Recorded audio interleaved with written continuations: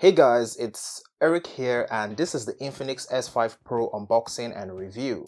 What I have here is the 40 megapixel selfie camera variant. There are other variants available depending on your region.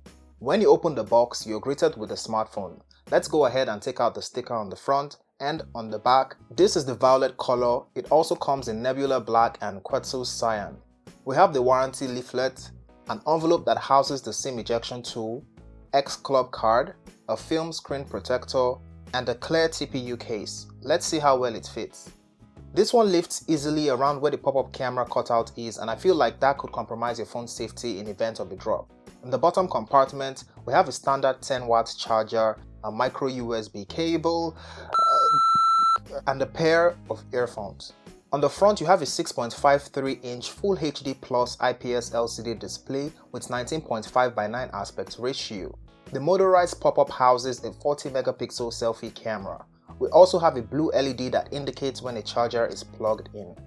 On the back, you have a 48 megapixel triple camera setup with dual flash. We can see a fingerprint sensor and some Infinix branding. On the left, you have a 3-in-1 tray that houses two 4G LTE nano SIMs and an SD card. On the right, you have a volume rocker and power button. On the top, you have nothing else. On the bottom, you have a speaker, a micro USB port, a microphone, and a 3.5mm headphone jack.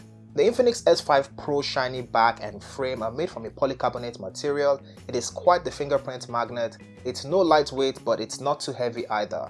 It's a two-handed use type of device, but you can manage to navigate with one hand if you have average to big sized hands. This violet color looks like a blend of purple and magenta. It definitely will draw a lot of attention to you if you held one of these because it's a pretty color.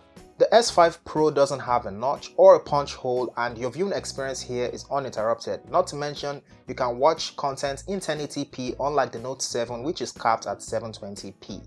The S5 Pro is also bright outdoors under direct sunlight and is responsive to type on. The motorized pop-up camera automatically retracts when you accidentally drop it, and also when you try to manipulate it manually. I mean, when kids try to, because adults don't do that. Here we have a 128GB storage variant with 6GB of RAM. You get 116GB of available storage.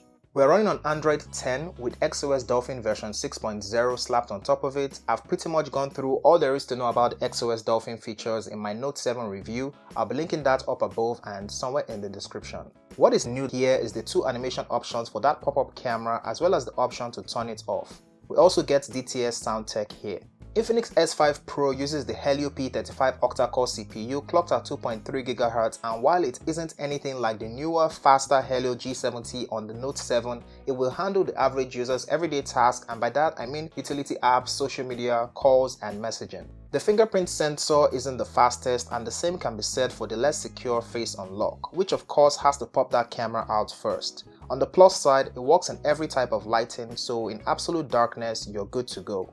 Here's how the single speaker compares side by side the dual stereo speakers of the Note 7.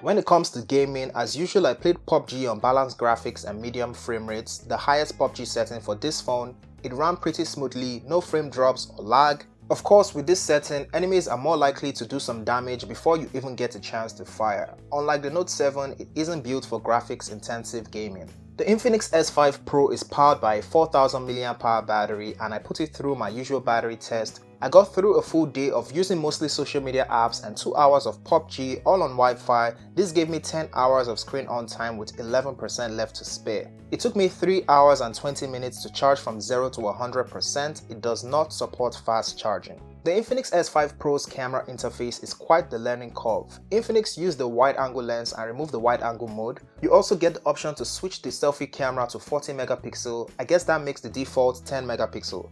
On the back, you get 12 megapixel by default, and you can switch it up to 48 megapixel. For selfies, it may seem similar in terms of output while looking at both on a small display, but you see all of the difference when you crop all the way in. Portrait selfies show a fair sense of depth, and the bokeh effect is adjustable after you take the photo. Using the primary camera outdoors, you get high dynamic range, pictures look well saturated, a little overexposed here, but even that is to be expected from mid-range cameras. Using a human subject, it does appear crispy, but looking at the 48 megapixel results, the exposure is better, the skin tone is different, and the overall quality is superior. The same can be said for non-human subjects. There's something unrealistic about the portrait mode using the primary camera. It does look like my hair has some sharp corners.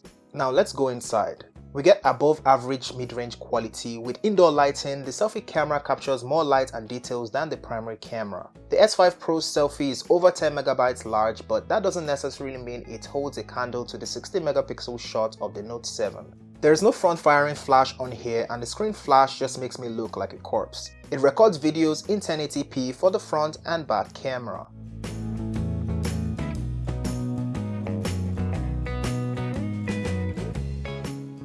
So I'm currently testing the front-facing camera of the Infinix S5 Pro, and here's what the audio sounds like.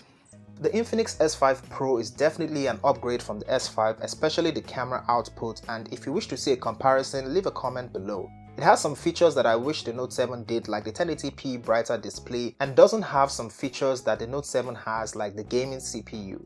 USB Type-C is long overdue, and there's that price to spec ratio nudge from the competition.